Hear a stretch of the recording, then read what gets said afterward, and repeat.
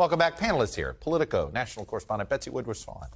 NBC News Chief White House correspondent Peter Alexander. Brendan Buck, former advisor to House Speakers Paul Ryan and John Boehner. And María Teresa Kumar, president of Voto Latino. Well, President Trump wants to respond. So let's take a listen at his response, which I have to say has been pretty striking. Take a listen. Mike Pence had a chance to be great. He had a chance to be, frankly, historic. But Mike did not have the courage to act. Mike Pence had absolutely no choice but to be a human conveyor belt. He was a human conveyor belt. Peter, after all of that this week, he chose to go after Mike Pence again. It almost feels like I keep coming back to A Few Good Men. It's like, he keeps confessing to ordering the code red. Yeah, it's exactly right. He also said that it was a simple protest that just got out of hand. I think it's been clear to everybody that this was not a simple protest that simply got out of hand here. I was speaking to some former Trump aides who were saying that they were struck by all the damning revelations that they heard, and most importantly, that they came from Republicans, from pro-Trump Republicans. And they think, while that may not affect ultra-MAGA Republicans, for those sort of more independent-minded, more moderate Republicans, this could have an impact going forward right now. But, Chuck, I'm struck by the fact that this lie has now become so central to the Republican Party. Take the state of Michigan right now. The leading Republican candidate for governor ahead of their primaries, Ryan Kelly, was arrested and charged for his role participating in the January 6th riots. How about the fact that the Texas Republican Party has officially passed a resolution that said the second largest Republican Party in the country, essentially, that said he was illegitimately elected. Betsy, what are you hearing from Trump-Pence world at how this week has gone behind the scenes? What's made people really uncomfortable is having all these videos of themselves splashed up for everybody to see. What's most unnerving for a host of these witnesses is less the content than the presentation. It's one thing if it's all written down in a 600-page document that people may or may not read. It's another thing if it's a video clip that'll be on YouTube forever and that Trump himself, of course, will be able to watch because that guy loves nothing more than good video content. That's something that's been causing concerns prior to the hearings, and those concerns are only escalating as the hearings unfold because people don't know who's going to be next. What they know is that they were on video. They know that they spoke, told the truth under oath. They don't know. Are they going to get clipped or are they not going to get clipped? It's not a pleasant situation. Brendan, how many Republicans are watching this going, how can I find a way to distance myself from Trump even more without getting attacked by him? Well, it's funny. The clips I actually saw is some of these people actually seemed cathartic for them. In that moment, they seemed to be relieved that they could finally tell their story of what actually took place. Look, Republicans are seeing this, and it's the same story that they've already known for a long time. Donald Trump is not going to let go of this. We saw it this past week. He's still going to lean in. He's still going to punch Mike Pence. He never learns his lesson. That's actually, I think, one of his biggest vulnerabilities is that he won't be able to drop this. And I think what we've seen in places like Georgia, where voters are sort of over this. They're kind of done talking about this. Maybe they even side with him on this question, but it's not what they're focused on. And Is Donald Trump can't success stop simply talking about keeping him from the nomination? Does then the committee done their job in your mind if it just keeps enough Republicans to say keep him away from the nomination? I don't think this committee, and I think Jamie Raskin didn't even suggest it, I don't think this committee thinks they're going to influence a lot of voters. I think they know that everybody has made up their mind. So who's the audience? You asked the right questions. I think the audience is Merrick Garland.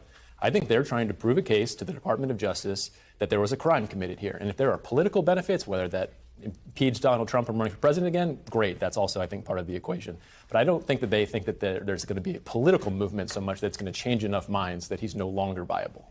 María Teresa, the importance of Merrick Garland acting, and what would that do to the party if he doesn't? You know, it was really interesting. Someone had mentioned to me that for most of his career, Merrick Garland has been an appellate court judge. He's used to evidence coming to him. The other attorney generals, Janet Reno, Ashcroft, and our most recent one, Holder, thank you, they were active lawyers. They were seeking the truth. They had to make cases. And so this passiveness that we see from Merrick Garland could be very much the way he has been created. That's how he is an actual judge. And so when he's asking for people for the testimony, the written transcripts, it's almost as if he's asking for Congress to collect the evidence for him. And I think that's one of the reasons why they've been timid to actually direct the Department of Justice to act. That's why today, when you asked Raskin directly, was he actually making any recommendations? He doesn't want to. But I would look very closely at what Liz Cheney is doing. Liz Cheney has basically said we need to make some sort of recommendation and encourage she definitely DOJ to act. There has to be something, Peter. Well, to be clear, there's been a lot of conversation. Will there be a criminal referral here? It doesn't matter if there's a criminal referral or not. What they have been testifying, what they've been presenting is, in effect, a criminal referral here. You heard Cheney herself say this is illegal, it's unconstitutional. So the bottom line is what I'm hearing from some folks who on the Democratic side have been saying they don't think that would be helpful. It would actually be counterproductive for there to be a criminal referral in some way because it would further politicize the Justice Department, which is exactly what they're trying not to do. There's one really simple but underemphasized reason that this decision is so hard for the Justice Department, and that's because DOJ doesn't decide who's guilty. Juries decide who's guilty, and juries can be notoriously unpredictable, which is a feature, not a bug of our system. When in the Justice Department, when they lost that huge case trying to convict the men who were accused of trying to kidnap Michigan Governor Gretchen Whitmer, that was a very sobering, scary moment for DOJ prosecutors because the general consensus among pretty much everyone was that it was open and shut, a slam dunk, but they lost. That's why as they're going through this evidence, as it connects to Trump, as it connects to White House officials, it's just a much harder call because ultimately, in the final analysis, it's not their call. But I think one of the ways to make it toned down and make sure that it's not political is actually having Mike Pence get more into the race. Imagine right now our commission without Liz Cheney. That would then be completely political. But if Mike Pence goes into the Republican Party, says, yes, I'm going to run. Yes, he's the only Republican right now that can actually share the truth. And it's going to have to come from within the Republican Party to basically break the Guess Trump who has to be fever. the star witness at any trial of Donald Trump? It's going to be Mike Pence, Brendan. I mean, where's this? I think we're all trying, what the heck would this look like? Yeah, I think Mike Pence is very much ready for this to be over because clearly Mike Pence does have ambitions to run for 2024. And this is the last conversation that he wants to be having. Mike Pence wants to be talking about all the great things they did in the Trump-Pence administration.